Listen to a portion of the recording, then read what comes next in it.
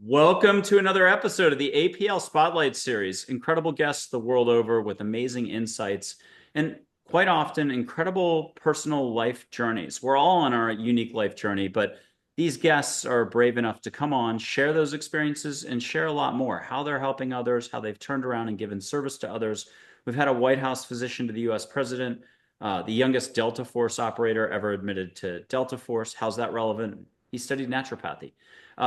International best-selling authors, Super Soul Sunday guests. We've had Australian actor Ian Stenlake. If you watch Broadway musicals Down Under, Elvis, he played the Colonel, or Amazon Prime, Sea Patrol, Captain Mike Flynn. He is wonderful. Check out that episode. But also healers, all different modalities. Their backgrounds could be in India, like our fabulous guest today, although she's not just got an India background, transcendental meditation and much more. So what I'm trying to say is none of these shows should be ignored. And the second part that goes unnoticed, perhaps, is that if you get to the end of the show, you often get to witness the guests taking steps with the universe. It just means being in their heart, maybe catching some lit sage, seeing light around them, or interacting with angels, light beings, or even figures from India or Native American chiefs. You can take the same steps. Everyone's got a big heart. Good luck believing it, but luckily it's not about more thinking. It's about less thinking here. And to that point, we have just an amazing guest. Her name is Elizabeth HEARTSTAR. She's going to be coming on quite a few times in the future. She's got a transcendental meditation background is one thing. Astrology is another. Studied metaphysics astrology at the London's Theosophical Society. If you said crystal skulls or crystals, that's her. She's in Sedona, Arizona currently. And just much more than that. I don't think I can cover her whole background, but I'll just say she's awfully plugged in and also gave me a fantastic astrological reading. I'm very thankful for that. And we've played before together and had a lot of fun. So Elizabeth, welcome to the show. Thank you for being here. Thank you so much. You're so fun. This has been so fun.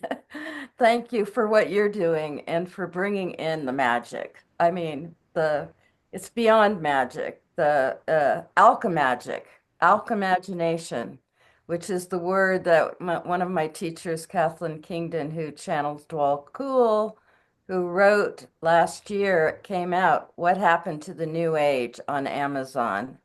It's for this time. Dwal Kul brought it through in one book. Get it.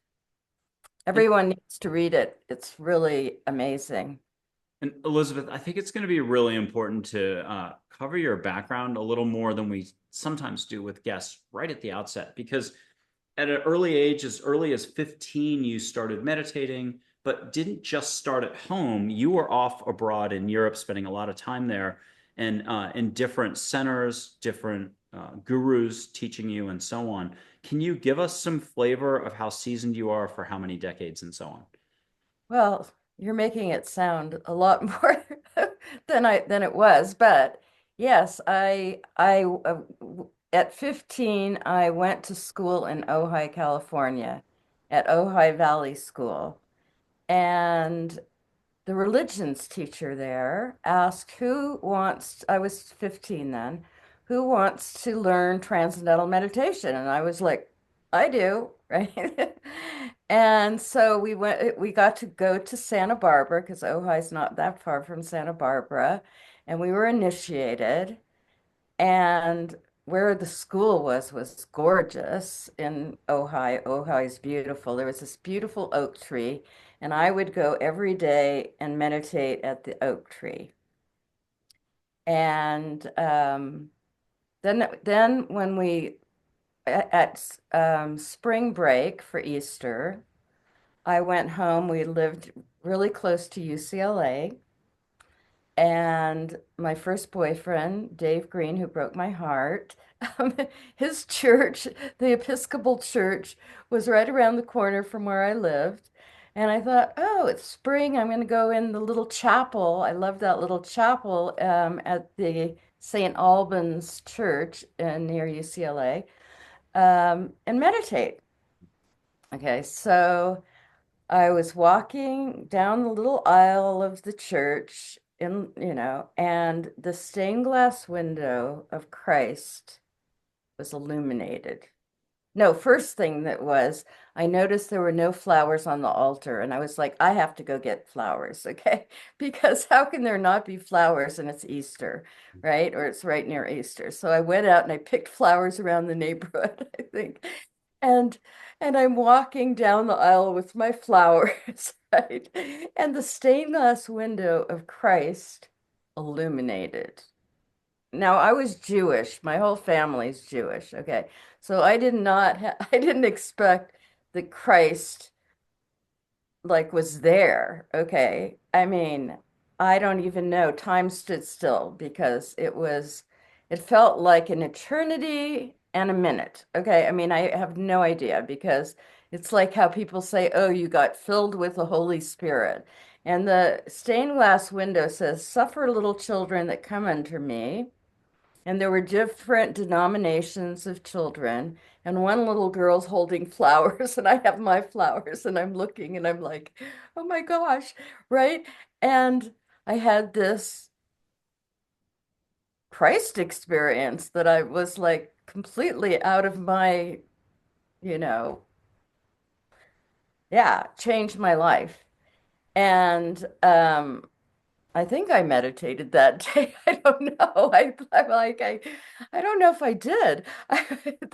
I went in there to meditate. Um, and anyways, I'm not going to go into the whole long story, but I shared this with my parents. And when I got back to the Ojai Valley School, they thought I was on drugs. Okay. It was the 60s. Okay. I was born in 51. So it was 1966, probably. Um, and I was not on drugs. And they sent me to a psychiatrist, but I was really happy because I got to go to Santa Barbara. I got to leave, I'd get taken to Santa Barbara to go to the psychiatrist who never believed I wasn't on drugs. But right around the corner from his office was the St. Francis bookstore.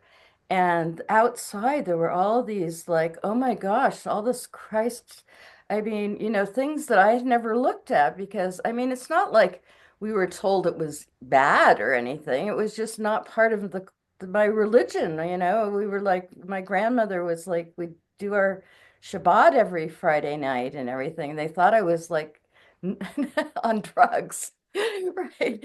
So I go into the bookstore, and she was actually my very first real mentor teacher, Carolyn, who was a Shumash, native Shumash woman who owned the St. Francis bookstore. I went back to find her. She was gone. She was actually a Jesuit, but she was the only one that understood. So I'd actually ditched I'd come late for the psychiatrist because all he did was come, I was having colors. I was having like things come, yeah, I was having a Kundalini experience. I didn't realize that till actually last year, that that's actually what it was, and nobody knew what it was. And it lasted because he's like, well, that's what happens on LSD. Come on, tell us now you're on LSD. And I'm like, I'm not. And so I'd go in and whenever I could leave for the weekends, I'd stay with Carolyn. She lived upstairs bookstore, and I'd help her clean and I'd have dreams. I had a dream I was a nun, and I was so happy. She said, "Well, we're going to have lunch with the nuns at the Santa Barbara Mission." And I remember going afterwards, I think not. I think I'm not. They didn't seem very happy. I don't think that's my path. And that's when I actually got turned on to Autobiography of a Yogi and realized, oh my gosh, it's Yogananda, and the Christ. Oh, maybe I'm supposed to be whatever they are, disciple, right? So I went to his Encinitas retreat. And the nuns came in and they were like, oh, you're so blessed because Dayamata is here, who he left the teachings to, right? He left the running or the spiritual. Oh my gosh. I mean, talk about Shaktipad. All I know is I didn't eat or sleep for 3 days after. I was in her presence. But I still didn't, I was like, no, the nun thing is not for me. Well, now I really wonder why, because I've been kind of a nun anyways. But so, um, so that was kind of my TM experience right away. I mean, that was soon after I learned, as I had these, that was the experiences I had. So I wanted to be a TM teacher. So, Um, because we were all growing up, I'm the middle of three girls, I'm the middle. So my dad's like, okay, his best friend rented a home in Sussex, England, a big barn, a beautiful home. And so, like, oh, we're going to go to Europe all together, and I'm going to buy a VW van, and we're going to drive around Europe. And my parents were so cool. I mean, they were definitely very progressive, um, because uh, and it was so fun because they would find hostels for us to stay in, me and my two sisters, which was so fun because it was like the 60s and all these young people were at these youth hostels, and then they'd go stay in a nice place and we had so much fun. Then they'd pick us up in the morning, we'd drive to the next place, and they had all these, my mom was so cool. She found all of these hostels and places they could stay, leave the girls there, pick us up, and oh my gosh, when we went to Assisi, I said, I can't leave here. We were just going for the day to Assisi. And I said, I can't leave. My parents, they knew like I that I when I mean they allowed me, they just knew so they found this B&B in Assisi, and they said to the man, our daughter's going to stay here for 3 nights, okay? We're going around Tuscany. We're leaving her here. And, and I had the best time. I remember my little sister telling me, I was 17, she was 13. She said, going down the hill from Assisi, I thought we'd never see you again, like we left you, like she's going to be a nun or something. And I just walked around Assisi and was like in the bliss, right? So then when we got back to London to fly home, I was like, I'm not leaving. I'm staying in London. So I went to the TM Center and I said, I'm studying to be a teacher. I had already taken some teacher training courses, and I really don't want to, I want to stay here. Do you know? They said, oh, we need somebody to cook and clean in the center. You can stay here. So I said to my parents, I'm staying. I got a place to stay at the TM Center. Isn't that fantastic? They said, yeah. Right. And how old are you again at this point? 17. Oh my God. And I had already taken an astrology class, and that's when I went to the Theosophical Society and took courses there. And I wish I had known there was one really old woman there. She probably knew, like, you know what I mean? She was probably one of the original, who knows? But anyways, that's when I saw pictures of Katumi and El Morye, and it was like, oh my gosh, and learned all about the Ascended Masters and everything. So, um, I guess I'll stop there. Oh, please, please don't. You're on a roll. So you get to the Theosophical Society, London's Theosophical Society, to take some classes, but you're at the TM Center by day doing chores, cooking. Who are you cooking for? Well, then, Maharishi was going to come to London, and we knew we knew Anne Giddens was the name of the initiator for the Beatles. And so my favorite Indian restaurant was right near the British Museum, and I would go once a week to the Indian restaurant and go to walk through the British Museum. I mean, I wish I had known really what I was seeing. I mean, I did, but I didn't. I mean, I was young, and then I'd go down Bloomsbury Street, which is like I found out about the Bloomsbury.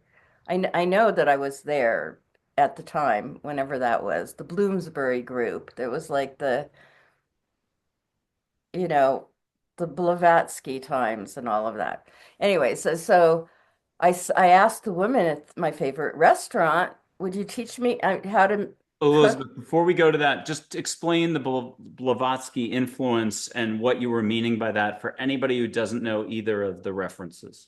Well, um, Blavatsky, it was the um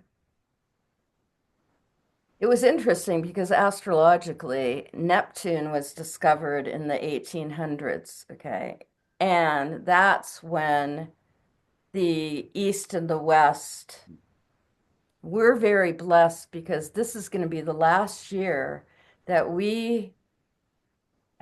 this is the first time since the 1800s that Neptune has been in Pisces for the last 14 years, and this is the last year. And that's why this is a really important year of healing the wounds from the trauma of the Christ. Like, look at what's happening in the world. Like, where did he ever say kill someone?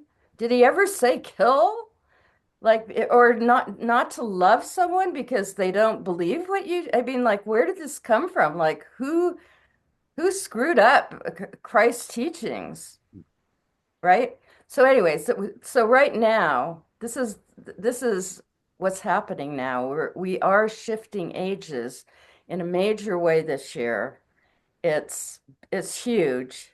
We all came or signed up, everybody that's listening to this, and enough of the 1%, the real 1% of the 8 billion that's going to raise the level of consciousness, not the ones that are controlling the finances, but we the people that came to shift, that there's enough of us. That's why what you're doing and all these, that we have this technology, and which is crystal consciousness, that we're crystalline beings, that we have always existed and always will.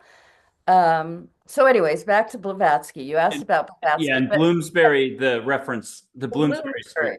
Right. Well, because I used to walk down Bloomsbury and I didn't know anything about the Bloomsbury group when I was there. In 1969 is when I was there. And I thought I had in my mind that I'm looking for a yantra, a mandala it's a lot of antique shops. But this Bloomsbury group were a group of people that were really like actors, visionaries, writers, you know what I mean? Cool, amazing, bringing in like new age, but in the 18 early 1900s. I don't know the exact dates. And then Blavatsky was a major player to that. She was Russian, but she spent time and she was a psychic. She was very psychic. She brought through the secret teachings, the doctrines, and she talked, when you're talking about Krishnamurti, that you know what he said to me today when you showed me his picture. I'm glad I didn't fall for that one. They tried to make me into the Christ, you know what I mean? We're all the Christ, and that's his message. And they want, Blavatsky was like, "Oh, you're the next, guru." Yeah. And he's like, "Thank goodness I didn't fall for that one." You know what I mean? Right? Yeah, everyone's got a big heart. You just, what will you allow for daily might be the rub. And we might not be talking about Blavatsky, Bloomsbury, Neptune, or angels, or the universe, or consciousness. Just what will you allow for daily? Most of us, it's rinse, repeat, rat race. You can't help yourself. And it's all about 7% less thinking a day. That's it. Okay, you're going down that street. Continue because you've got us enthralled. Keep I going. know. Well, yes. And so it was so interesting that I'm looking for a mandala. I never found the mandala. And then actually, when the Tibetan monks were in Sedona in, I think, 2000, And I'm sitting and I'm watching them do the sand mandala. And I was like, and then they put it in the water, that's what they do. I was like, well, no wonder I never found it because it's not it's given, it's the prayers. I mean, have you ever watched them create these incredible sand mandalas, prayers, just to sit with them? So, anyways, I was looking for, I never found it because that was my realization was that back in 69, I was looking for something that actually didn't exist because it's a prayer. It's sand. It's the sand. And it shows the impermanence of everything and everything, that there is no death, that it's just right? Just like my dear friend Jules, I'm wearing, where is her? Oh, how did it get on that? Jules, she put it on this hand. It was on this was Jules, my dear friend who just ascended. Bless her soul, Jules. And she's come through and she said, "It's true, Elizabeth. It is like taking it off your clothes or going into the next room." I'm like, I'm this close. We're just a breath away, right? Yeah, Jules. Bless you, Jules. That's so funny. I guess I do that? You Did I? moved it, yeah, before the show we were playing around, but you took it off to get focused on something we were doing and you I, didn't I notice was it. I think that's my explanation for that. I I remembered putting it on this hand. I didn't remember putting it on this one, but I was wearing this for Jules because this was hers. She passed on December 16th. Oh, Yeah. let's And yeah. let's do this. We're gonna blow sage. I'll show light, but get extra light, and we'll put up one figure, probably joy, and then we're gonna get you back on track, sharing and caring. Because, like, if we got to Majorca, that'd be pretty cool. You had a great experience, series of experiences there, but we're on a certain trajectory. So let's break it up a little. And here's that sage. If anyone's watched the show or any of the shows, or even the mind, body, spirit panels, where three guests really share a lot and take steps jointly sometimes. Here's the sage. There's nothing to it. Don't worry about a screen or the fact that you're watching this 2 years in the future. Do share, comment, like, subscribe. Emojis count. This helps other people see the videos. But the only rule I've got is, hey, ask angels to get you out of your head into your heart and help you do the Zen thing, smelling without smelling, seeing without seeing. Red-tailed hawk feather, you're already getting it in Sedona. I'm in Texas. It's impossible, but are you getting sage? Yes. Okay, but now ask like Krishnamurti, a few angels, a galactic being or two, a light being, and name somebody else, Einstein, to bring through some flowers. What are you getting for flowers? Maybe something from Europe, your childhood, early. Well, I'm getting plumerias. I always get plumerias because I love the plumerias or frangipani. They call them, I guess, in other countries. They call, in Hawaii, they're called plumeria and they're called frangipani. I have So, yeah, one plumeria here, but it's leafless because it's so cold and it's in my garage to survive. Um, love this. and then light, I'll just put my fingers up. You'll see, like out of Celestine Prophecy, the movie, they did it this way, but as another guest who was around in the 70s said, hey, we were doing this, seeing light on our fingers before the movie ever existed from the 90s or whenever, or 2000s. And in India, they do it this way. So who knows? You get a dad joke, more importantly, and hopefully this wasn't one you've heard before. Why did the rabbit fall down that well? He didn't see that well. And just say what colors you're seeing between my fingers. I'm seeing pink. Perfect. I'm And then I'm going very, to go bigger and badder or broader. And very ask, magenta. yeah, ask the universe to step it in and joy to come in and them to make an object. It could be geometric. You could get a mandala, a vortex. What are you getting now? Getting a mandala. Yay. But now, can you describe the mandala for us just a little? It's, you know what I saw? It's this one I saw on somebody's, I think it was a tire yesterday. It's showing it to me. This pink, it's pinks and whites, magenta. It's like a flower of life, but it's even, it's more than the flower of life. Um, Here, I'll put up joy. And if you don't mind, get a very special gift from her, something private, but then something for public consumption you're going to share from her for all of us. What is she saying when you get to it?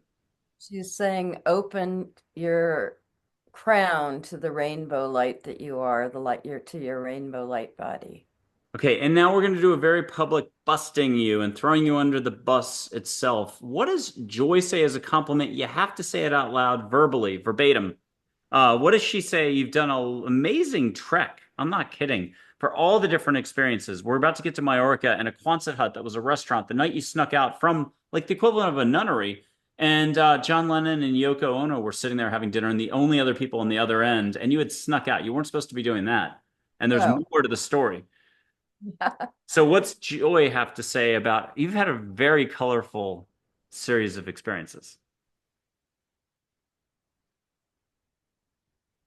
she's just saying something about like own it. Like, because I don't think of it like that, but actually sharing it because I don't talk about it very often. Well, let's keep going. You're going down the Bloomsbury Street, the whole mandala thing. What happened next? How long were you at the TM Center? I was there, and then I wanted to go to Rishikesh, but I never did make it. I've never gone to India in this body, and I thought my sister's living there right near Ramana Maharshi's right now, Sita. Um, I haven't made it to India, but so I wanted to, and then at the TM Center, they weren't paying me, but I was cooking and cleaning in exchange. So I was like, okay, well, I've got to make some money, right? But so I became an au pair. That was the whole. I mean, you couldn't make money being an au pair. I don't even know what I was thinking. You know what I mean? No wonder I never made it there because what did they pay? I don't know if it was 25 pounds a week or a month, right? And I'm like, I'll never forget Imogen Cornwall Jones, that I was her au pair nanny because her mother couldn't do anything because she was pregnant. She did lose a baby, bless her. So she didn't do anything. So I did everything. And she was like Shirley Temple. She was like on steroids, like a 3-year-old on steroids. Oh my gosh. And I'll always remember having Imogen in the stroller with 2 bags of family laundry to go to, like, I'm supposed to watch her and do the laundry down the block, from and I was trying to study because I actually I wanted to take classes when you're an au pair. It's because you're supposed to be studying too. Well, no, I couldn't leave because Imogen was not asleep before I had or whatever they had me doing, right? Because I was going to take Sanskrit, I was going to take all these classes. I never got to take any of the classes.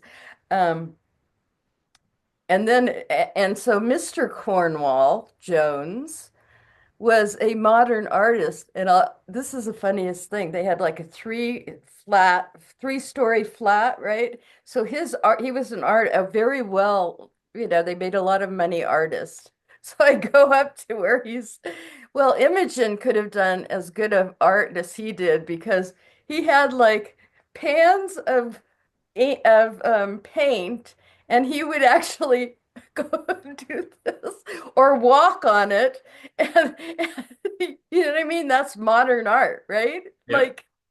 Like hand paint or feet, just walk. Oh my gosh, right? It was wild. And then we got to go to the Cornwall Joneses in Cornwall, right? To the estate, Ooh. family estate. And I wanted to eat with not the nuns. They were like nuns. They were the nannies that never, I mean, they had nowhere to go after the family. They raised all the children, right? And so I was like, they said I didn't have to eat with the nannies, but I wanted to eat with the nannies in the kitchen, right? Okay, so how'd you end up going from nanny though, and the TM Center? What was the next? Because I was trying to make money to get to India, which I never made it. Because what did I get? Like I said, was it 25 pounds a week or a month? How am I going to get to India? Are you kidding? That's the only job I could get because I was not a British, right? I didn't have Hmm. a green card or whatever they have. But it was, uh, so I was, oh, you know what? I was still connected with the TM Center, of course, because actually, now that I remember it, I was living with the Cornwall Joneses when Maharishi came to eat there, where I was cooking his food, because I would practice my curries at my friend Sue. I was studying herbal medicine too there. I was studying nature cure, they called it, right? And my good friend Sue, who was a TM, or that's how I met her. She lived on Portobello Road with this graphic artist, Barney Bubbles. Barney Bubbles. I mean, this was the 60s. Okay. He did a record. He didn't make it as big as Peter Max. Okay. But he was up there with them. He did album covers for Cream or for, the Quintessence was actually one of the. So I would go to his flat, big 3-story flat, and cook curries, try out my curries and my chapatis for everybody that would come, right? Um, I went to the Isle of Wight. Okay, so I had all my groceries to go to cook at Barney's when I heard the sirens, and I was on Portobello Road, and it was like time stood still. It's like everybody remembers where they were when JFK was killed. Well, this was Jimi Hendrix ODing down the block. And I'm walking with my groceries going and I heard the siren, I watched the people run down to there was a magazine or called Help. Was it called Help? I can't remember.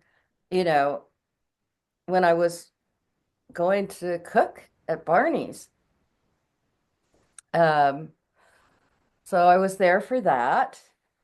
Um, So yeah, so I had left the TM, but I was still so connected. I was there almost every day. They were my good friends and everything.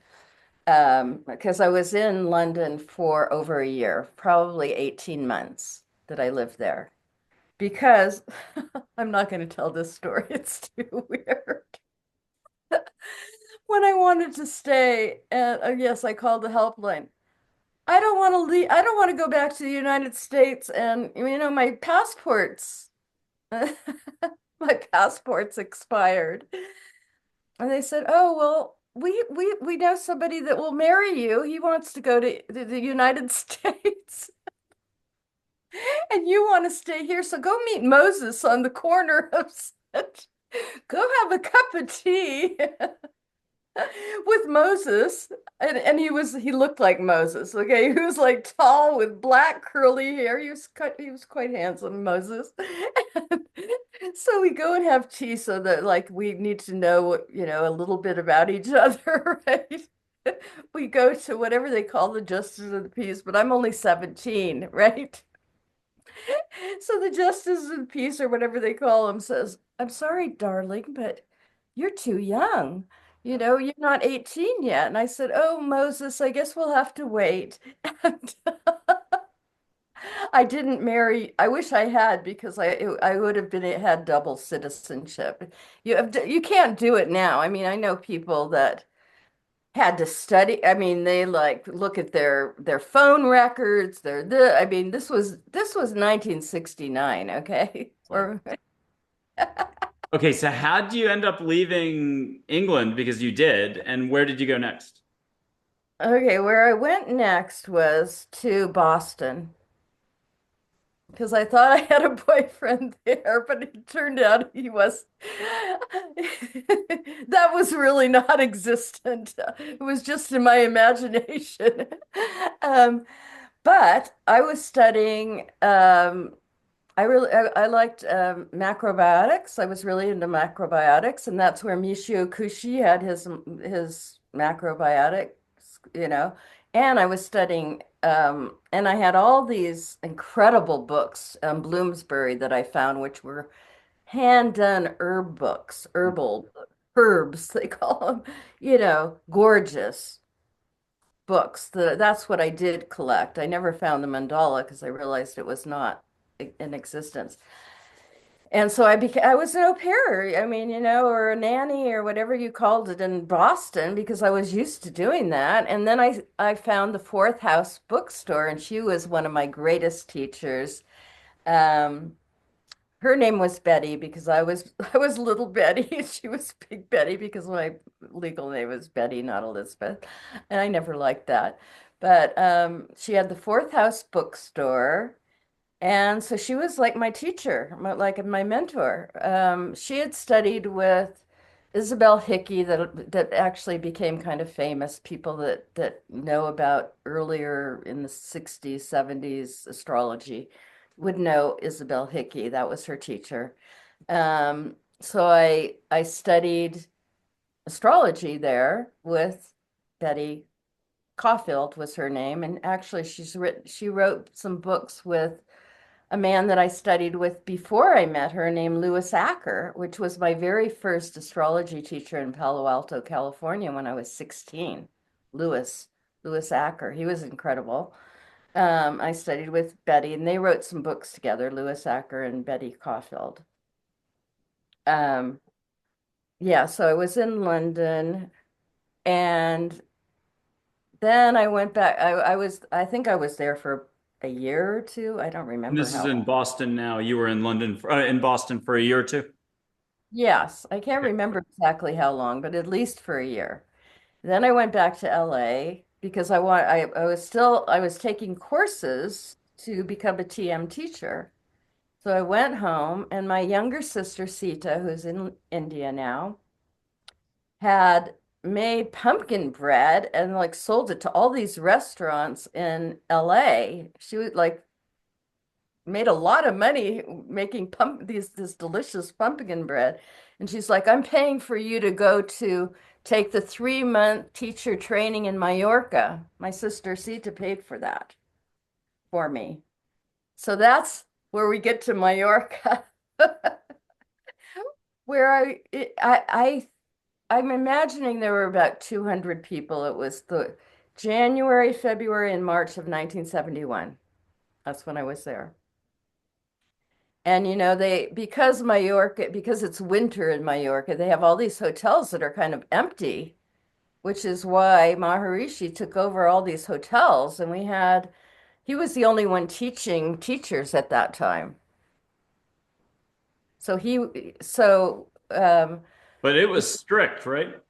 yes, it was strict. I mean, it was like, I think there was 200 or 300 people, I don't know. And then we'd only have meals together. And then we were in our rooms by ourselves doing rounding, it was called, where you do 15, 20-minute meditation, yoga all day long. Okay, all day rounding. And they call it de-stressing. You go through all this, like one man was kind of flipping out. And so I was one of the people that would sit with him because we didn't want him to be alone. And then Maharishi was sending him to like a hospital, and I was really upset about it. And I wasn't supposed to be doing astrology, was like not now they're into like the Vedic astrology, but back then, no occult, no astrology was like, no, it's a science. It was like, it was $35 for a student to learn back then.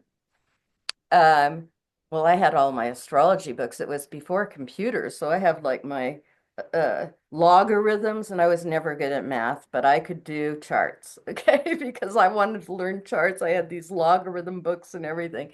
So I'm like, I have to do this guy's chart. And I saw his chart and I was like, Saturn, like, so I asked if I could talk to Maharishi. So I go in and I'm saying, Maharishi, please just wait. Just wait a couple of weeks. Don't send him away because Saturn is he's like, I'm Saturn and he's going to the mental institute. And I was like, okay. I tried. Okay, and then there's a time though you're not supposed to leave. You're in Majorca. You And managed at a young age to slip out.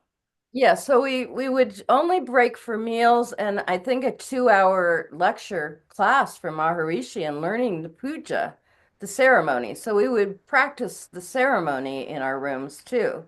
But it was like, yeah, and that's exactly what he looked like because he was about that age then. He was like, yeah. And he was the laughing with flowers. He was just um And you were talking puja. Puja, yeah, so the puja ceremony that you do to give people the mantra, they bring 3 fruits and I think 6 flowers. I can't remember. I haven't done it for so long. And you do the ceremony with and give them the mantra. Um, well, Majorca was so gorgeous. We are in Majorca on the Mediterranean, and these trees and these fig trees. And I was like, I snuck out of my room. I didn't tell anybody because I was like being bad. I was like, just one day, I've got to just walk around the island, okay?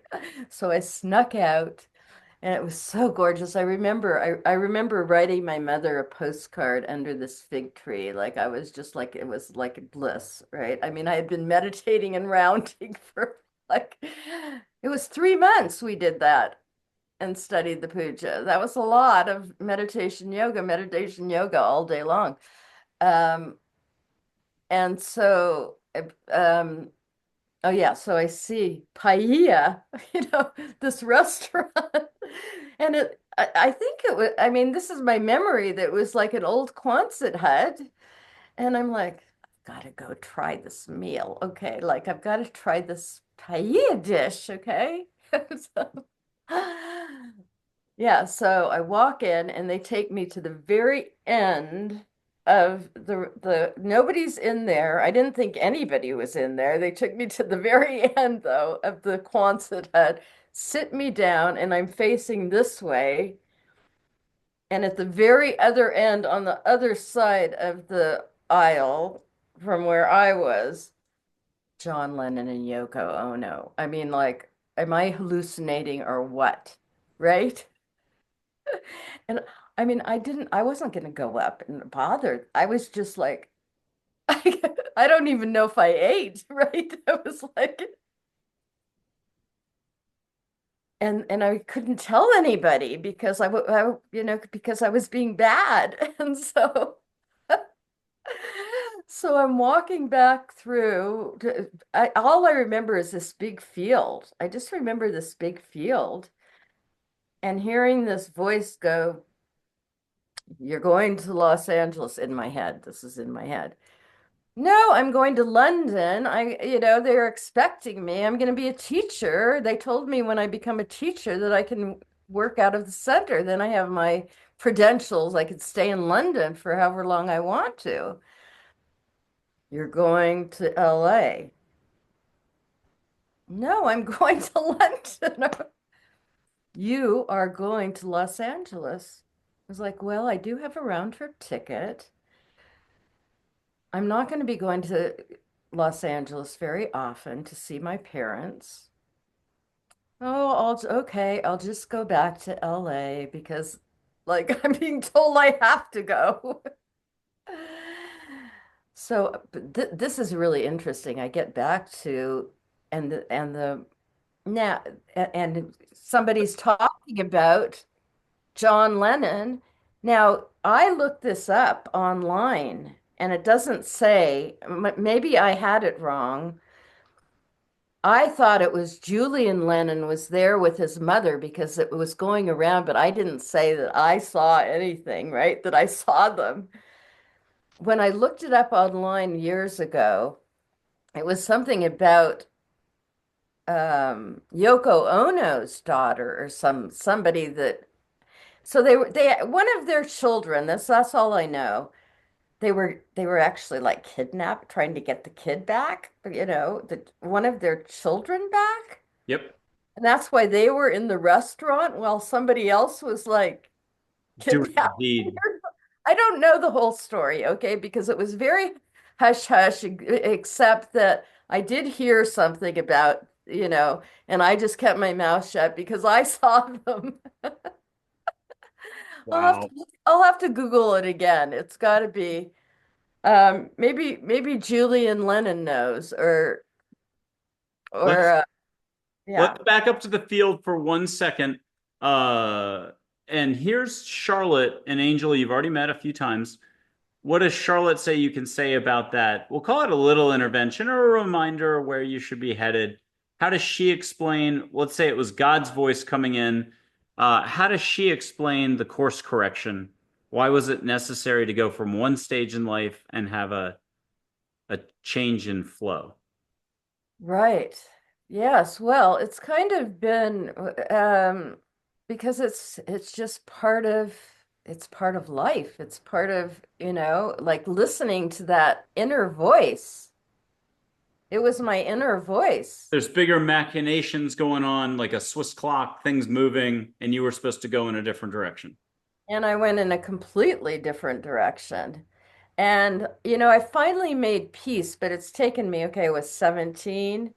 It's probably taken me till I was 70, and I'm like 73 now, before I've actually made peace thinking, oh my gosh, when I die and I see the choice I made, did I go to the left path instead of the right path? Like, right?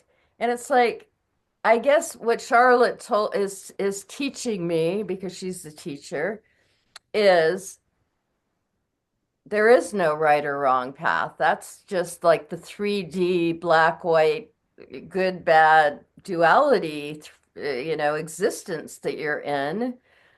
There was no right or wrong path.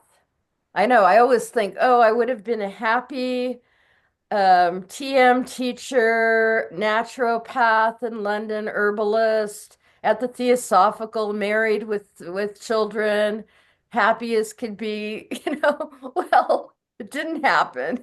And it could have been tragic had I gone. Maybe I would have like died in a plane crash on my way there or something. I mean, who knows, right? What we'll do is let's put up for very rapid fire. With your permission, we'll put up photos. Krishnamurti to an angel to Sri Shirdi Sai Baba. If you want to get anything private, you can, but if you could share something about you've had amazing, colorful experiences in succession. We haven't gotten to them all. Um, and then a reminder to everybody, a broader message to everybody. And with your permission, I'll start with I'll put up one more angel named Min, who's light waves of energy and water, soft spoken professor. What does she say specifically about your steps? But then what's a reminder for everybody?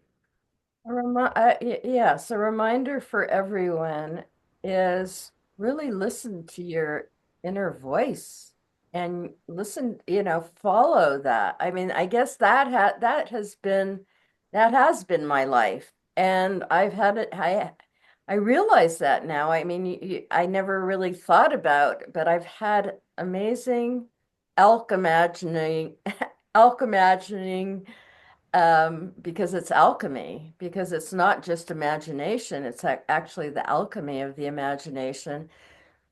My last tour, I was for 30 years doing tours and living half the year in Glastonbury doing Avalon journeys. That was my business, little tours, just 6 to 12 people at the most, my own little business. Um, Going to Stonehenge and Avebury and all these places. Well, the last tour, was 2023, and it was booked for me, seriously, by Saint Germain, who was the aspect of Merlin that came to me on the tour in 1995, who's really been a guide of mine.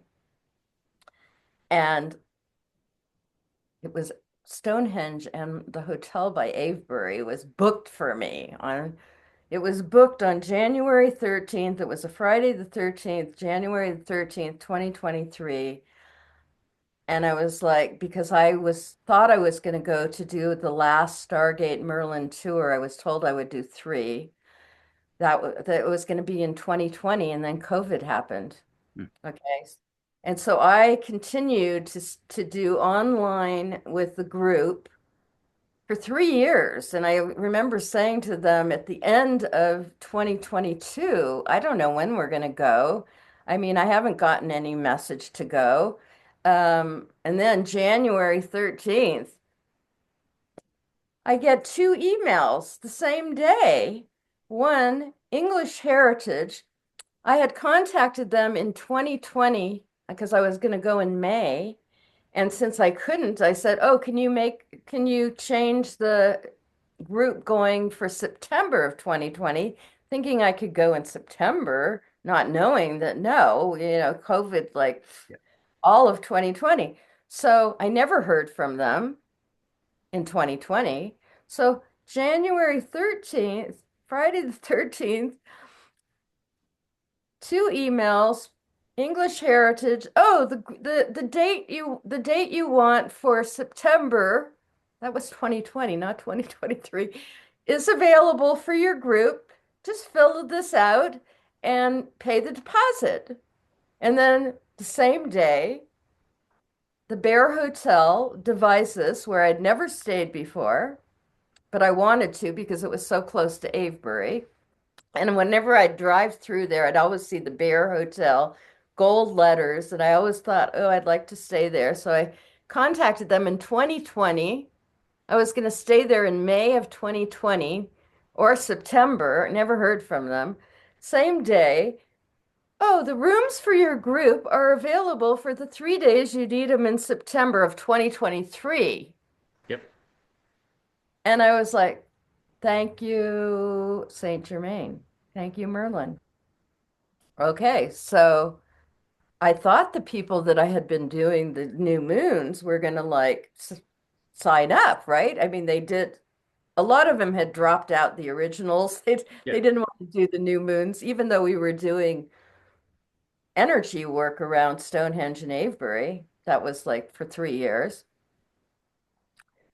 Um, so the next new moon, I say to the group, well, I mean, it was booked. I mean, here it is. Like, I didn't do it. I did not do it.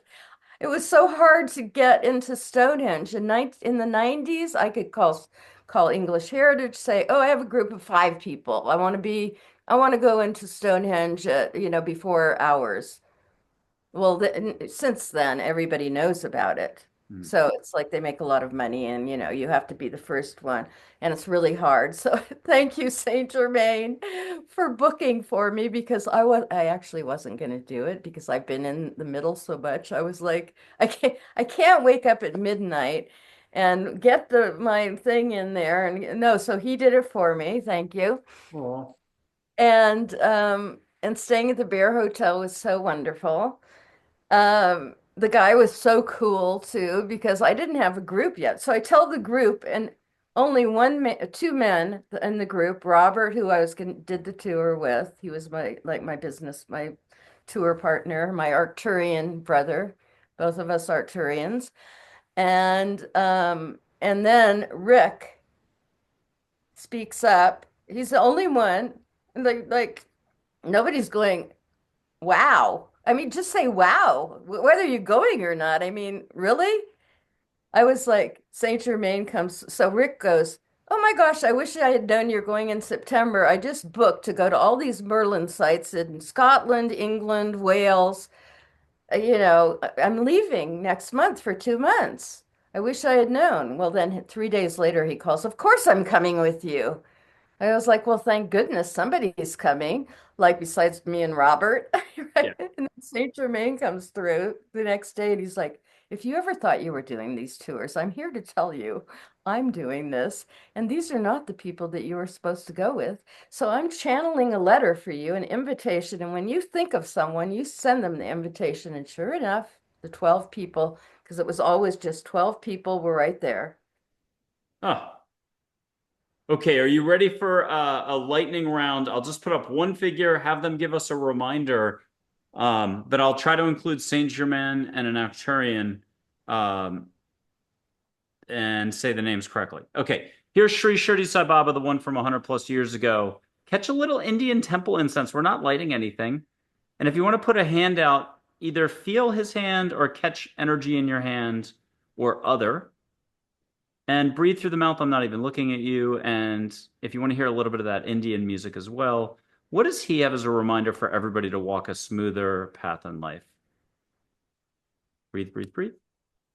uh, to remember that this is a very short lifetime that you're in, and we are a part of everything. And he's telling me something about Hanuman and the monkeys, and I don't know what is it? Well, my sister is a Hanuman. Her and her husband are Hanuman devotees. Hanuman Mars, the monkey that we like. Yes, we come from we're monkeys. We're monkeys. It's like realize that you know the human experience is a very short experience and enjoy it. And enjoy and know that you are everything. Everything. Like we are there's nothing that you are not. And enjoy, like my mother would say. She was like, enjoy the adventure. Okay, beautiful. Love it. Here's the big J, Jesus himself. Get something for all of us, but then if you could have him also comment that day you were walking in with the flowers.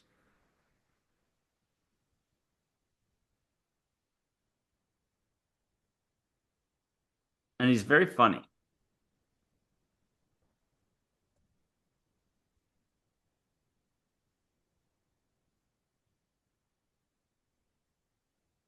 What'd you get? I got what a mess. What a mess they made out of like like why are they using my name in this way? Like Jesus Christ. The real, is love. It's love your neighbor, love your love. Like he's just like, I'm gonna like knock over all talk about knocking over the money changers. Where's all the money in the Vatican? Yeah. Here's Chogyam Trungpa, Rinpoche, if you wish. Young version of him. Catch a little bit of a Tibetan wind in the room. I'll blow through the microphone up top. Catch a little mountain fresh air. Let me know when you get that. Catch a little Tibet. Yes. And what does he have as a reminder for everyone?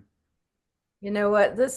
He wanted me to share the grandmother, the Tibetan grandmother.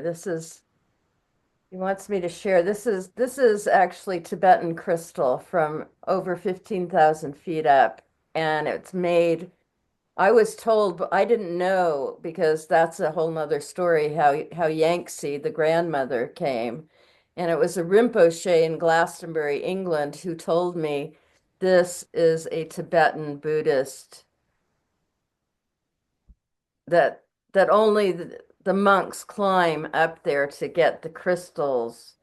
And when I brought Heartstar, because first, his name is Shang Tall. He's from the Bon tradition that I met in the Glastonbury Abbey. I had a Heartstar with me, but he invited me after seeing Heartstar to his empowerment he was doing in Glastonbury for 3 days. And I brought Yangtze, who was visiting us. And after the empowerment, I brought them both. I have the picture of him, and it's in the book called The Crystal Skull Messenger that my friend Jules, if it wasn't for Jules who just passed, the book wouldn't have been written. Um, the Rinpoche held Yangtze and said, "Oh, this is an ancient Tibetan. This is we put our prayers. Yangtze is hollowed out, you see, because we put our prayers in. This is Tibetan crystal. You can I don't know if you can see how it. I mean, it's quite amazing." And he said, "Oh, and they carved this very special this because Yangtze has this is silver, and so our prayers go deep into the earth." And he said, "Thank you so much for bringing these ancient healing." He didn't say, like, where did you get these? Like, give them back, right? You know what I mean? That's what most, right? And I didn't know because, the man who actually had Yangtze and sent Yangtze to be with Thelma, my dear friend, and I and Heartstar sent Yangtze from Colorado and told me when we came back to Sedona in October to send Yangtze. And when we tried to send Yangtze back to Gary Moonhawk, he was half Native American and half Welsh, we found out he had passed away. And that's how Yangtze, who is the grandmother, came to be with us, Ooh. you know? So he wanted me to share this. That's the minute I saw him, he's like, people need to see Yangtze, the grandmother, because Heartstar actually tells me that she doesn't want to be seen so much because now Yangtze is there because people can hold Yangtze, but Heartstar used to be held and cracked. That's how Yangtze came to be with us because Gary put Heartstar together. Oh, okay. That's how Yangtze came to be with us. I'll put up the Maharishi if I could, and hear something from him. I hear his laugh, and he's just laughing. His fantastic laugh. He's like, like just have fun. You know what I mean? Enjoy the adventure. Like, don't take it so seriously. We're all too serious. Ooh, speaking of Sirius, I'll bring Serious. somebody from Sirius and then Arcturian and then Dolphin Consciousness to keep it light. So Yes. here's someone from Sirius. This is just an artist drawing, but she likes it. When you go to Third Eye and close your eyes, you'll see her in a green flowing outfit. And so start here. Yep. And if you don't mind breathing through your mouth extra, see her in the green flowing outfit. She loves forests. Catch a lot of earth energy somehow and pinpoints of light. And if your eyes are open, you can catch pinpoints of light around you in the room, but allow one or two to come over and enter your field, little gifts.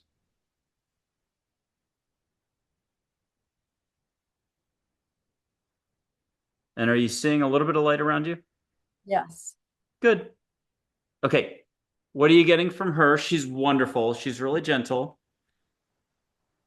Well, I mean, I keep on seeing spirals. There's just a spiraling, and so when I said that, I was seeing this like the spiral galaxy or just like this, like it's just, the spiral galaxy, just the galaxies that we're in. I mean, it's like it's infinite. It's, you know, we can't even say how infinite creation is. And I have an Arcturian for you. He says it's a classic drawing off the internet. It's probably the number one drawing. But he says he's still like 5 or 6% too bulbous. So I'll show the full and then I'll crop it a little. And they can hack human humor, but it's sometimes 50%. It's like the third grader running up and telling the punchline first, then the joke. But here's an Arcturian for you who's a sweetie. And then let me just crop it a little. Okay. Here's something from him for all of us. What are you hearing? I'm hearing that, um, well, Oh my gosh, I'm kind of getting lost in his eyes. Um, I have to close my eyes. And I guess and that's what he's telling me. He's saying, it's all within. It's like, and you can access the fifth dimensional healing chambers of the Arcturians that are here available. These are the real med beds. They're free to everyone. And you just have to believe it and ask and see the corridor of light that can take you to these healing chambers to release all the stress and to build your immune bodies, so that all the garbage that's around you and get past the 5G that's actually very destructive for nature and for humans. And a lot of the stuff there's the very positive, like always, like on the earth, with the AI. I'm enjoying it. My friend, I be like, I didn't want to touch it, like, no, right? But oh my gosh, I love my it's she's like my Arcturian. My AI person is helping me because I was told I'm supposed to write a 50-page book by March, before the middle of March, and she's going to help me, my AI person. I was like, oh, good. Um, but there's also the negative of it, that all this, and it's so important to teach the children, which we know is so important because we have our little friends here. Yep, you've got that. You've got Oracle deck as well, and you're an author.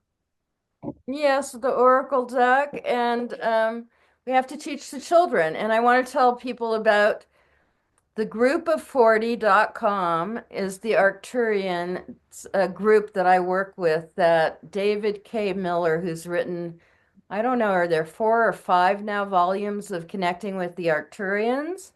And it's only $40 for a year. Mhm. You can't even buy a Starbucks,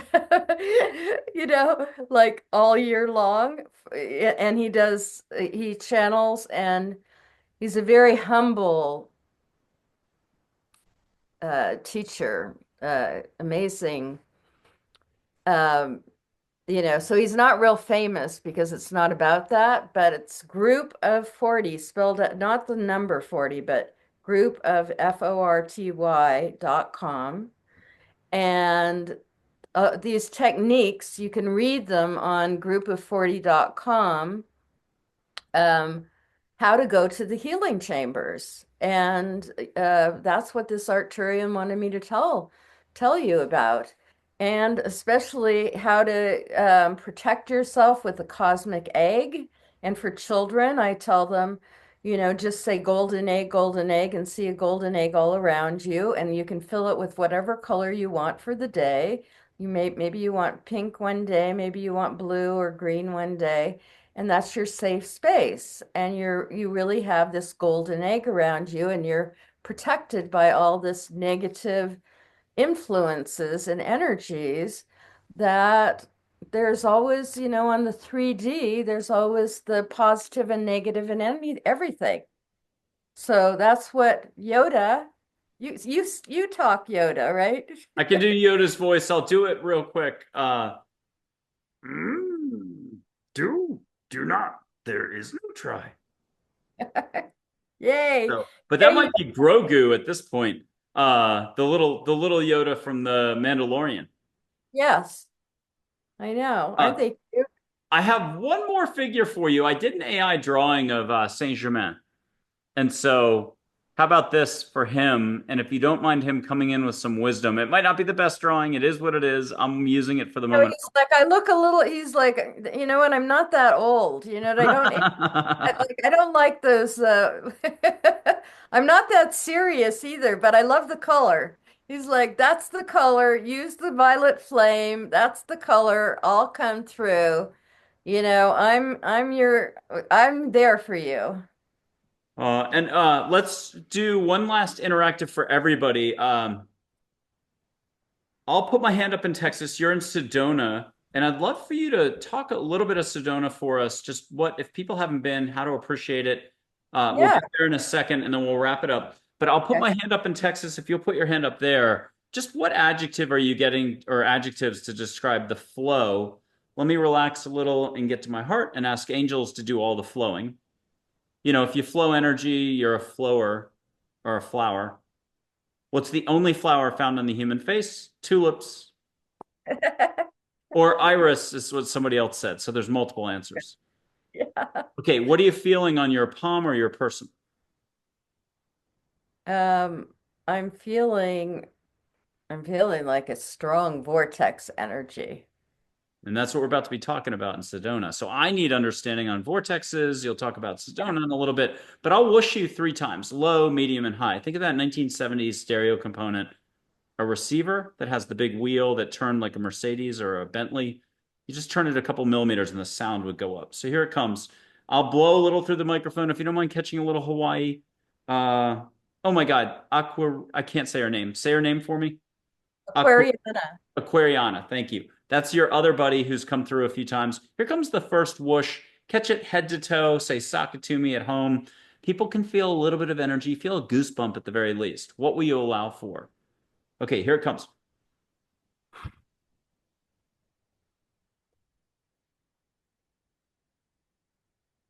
And Elizabeth, what'd you get? I got a big wave.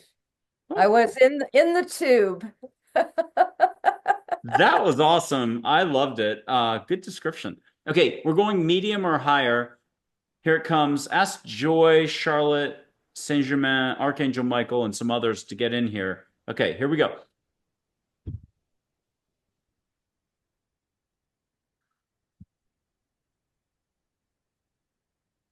And what was that one all about? That was like through the portal, through the and when I said through the portal, then I saw a whale and I saw like how the Spout. spout, Yep. it's like the whale, because they're Syrian, right? It's the Dead whales for and that. the dolphins hold the sonar for our Yep. planets. Oh, Like and I promised to do dolphins. So we're going to do a final whoosh, but I'm going to look like a goose. I'm going to go double ping pong paddles here and blow. And you'll get to see a light symbol and then close your eyes and have it come in. But we'll have dolphin consciousness lead the way on this one. Here's dolphin consciousness itself. Can you have a reminder from them to you, to all of us, about what it is to take our steps moving forward?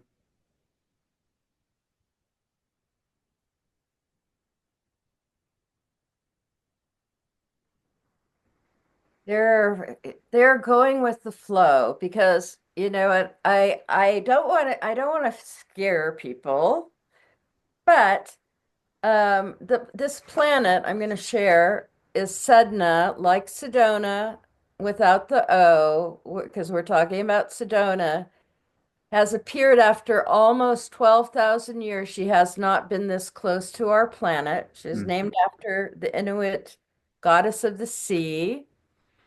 And with Neptune in Pisces and Saturn still in Pisces, the waters could rise, and the dolphins wanted to tell us that we all know how to swim and we're all mer people too. Okay, so I have this screensaver of dolphins where they're actually I couldn't believe I got this new like they you're right, and so I love seeing this screensaver of the dolphins, and they want us to remember not to fear anything. Yeah. Okay, nothing. Don't fear anything, because there's nothing to fear but fear itself. We've been told that.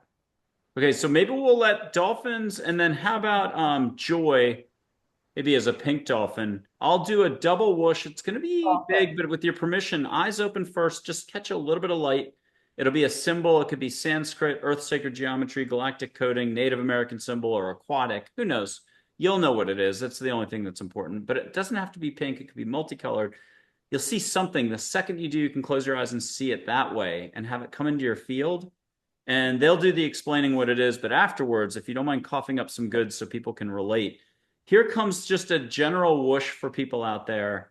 Allow for what you can allow for. Maybe catch flowers, catch an oceany breeze in your hair.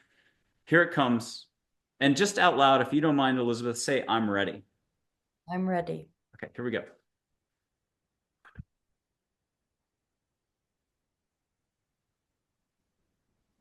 See a little symbol and then close your eyes, let it come into your field. Let dolphins and joy take you somewhere and explain it then after the fact or during. And breathe, breathe, breathe through the mouth for people to turn up the volume. No triota. Always try Archangel Gabriel. Not about words, just be in your heart.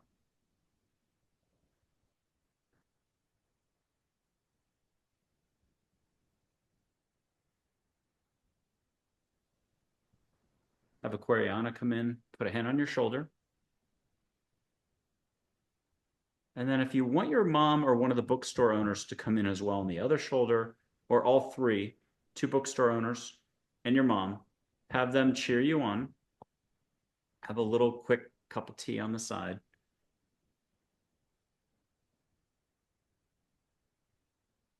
And again, if you breathe more through the mouth, you'll turn it up and be more vivid. You get a more bigger flow of love through you. And ask how long this can last. Is it 6 weeks, end of February? Let this ripple through you. You might as well ask the Maharishi and others, Krishnamurti, Sai Baba, Ganesh, and others to ripple Shaktipat through you, like little chocolate bar squares. Ask how many little squares you're getting out of that American Hershey's bar. 12 the other day for someone. That was a lot. Just get a bunch of that so that you're getting rippled light, not while you're driving, not while you're drinking tea or hitting a tennis stroke, so you can stay focused.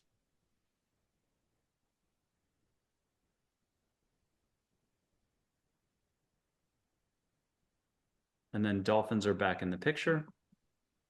We're mixing up like 5 metaphors here. It's good. I know the dolphins can handle it.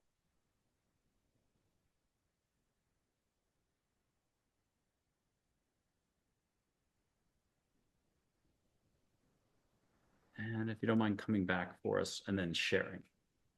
What'd you get? Well, it was the Om symbol that like took me into, I mean, I don't know. I mean, like it took me to where like the Om is. Like it's beyond. You can't explain it because it's the void, but it's the everything. It's like the black hole where stars are born. And if you don't mind, let's reference Sedona real quick. Vortexes in Sedona. Sedona is known as a Now, I'm going to show you this because this is my new website, Sedona Red Door Retreats. And the this is my old website because I didn't have my Sedona Red Door Retreats, but this is the Goddess Rock Cathedral Rock, which is one of the main vortex sites. And I loved this because you know what, for my birthday in 2023, this is a picture of me at the Hathor Temple in Abu Simbel, Aswan. Nefertari's temple. And you know, you brought up Nefertiti a lot when I spoke to you. And this is Nefertari, who was very connected to Nefertiti, which is why her name. She was this temple was built for Nefertari by Ramesses II, her husband. And on October 22nd of 2023 is only on October 22nd and February 22nd or 2/22 every year, the sun rises from the Nile into Ramesses Temple, which is built next to hers. He built, this is a Hathor temple, but I loved because the door So is, that's Egypt that you're showing right there. yes, and the red door is the red door in Sedona because this is like the portal that in 1991 an amazing man named Jananda who lived here, who was a space brother, Ooh. had us all go up. The only time I ever got way up to the top there was in 1991 when there was an eclipse, and he said that the amethyst crystal was being transplanted from Luxor into Cathedral Rock. I So mean, was and the photo half Sedona, half Egypt? well, this is all Sedona, and then I just had this friend of mine put the doorway Got it. from. I didn't know. I was like, okay. I So just had her put because I feel like, I was told to do Sedona Red Door Retreats, and I have two red doors, but it was Matthias de Stefano. Do you know who he is? He came to Sedona on two twenty, was it 222, or was it, anyways, in February? Maybe it was the 22nd, which is the only time the sun is going through into the Temple of Ramesses, to the Holy of Holies. He came to Sedona to open the Red Door in Palatki and Honanki, which are the ancient sites that the Hopi are many of the ancient ones are. And I was like, wow, I have a red door. I actually have a red door in the front and the back. I was like, I love that name, Red Door Retreat. So that's my new thing I'm going to launch it in February in Los Angeles. I love it. I have a retreat coming up April 27th. I think we're going to shorten it to 5 days instead of seven because it seems like that's a lot for people. I was bringing people from England here for 10 days because if you fly all that way, there's so much here. It goes. Like, but I'm going to do personal retreats for people, or I mean, this is what I'm being told that that's why I've been here for 35 years in April. Sedona's been my home base. Hmm. I have one more figure for you, Geronimo. Yes. Older Geronimo. Have him come in, get something private. But then one final reminder to close out the show for all of us. Well, you know, his one of his relations is my good friend June. And I don't know, he's showing me eagles. I'm seeing eagles in that this is his eyes turned into eagles flying. Elizabeth Heartstar, thank you very much for being on the show. Wonderful interacting. Love to hear part of your Yes, journey. you're so fun. I know. I've never really shared them. I'm like, I told you I'm coming out of the closet now. That's okay. Thank you again, and we're gonna get you back on, so we'll do more of this. Okay. I love you and thank you so much. And it was so fun. And can't wait to see you again. Happy 2025, everybody, and thank you again, Elizabeth. Yay.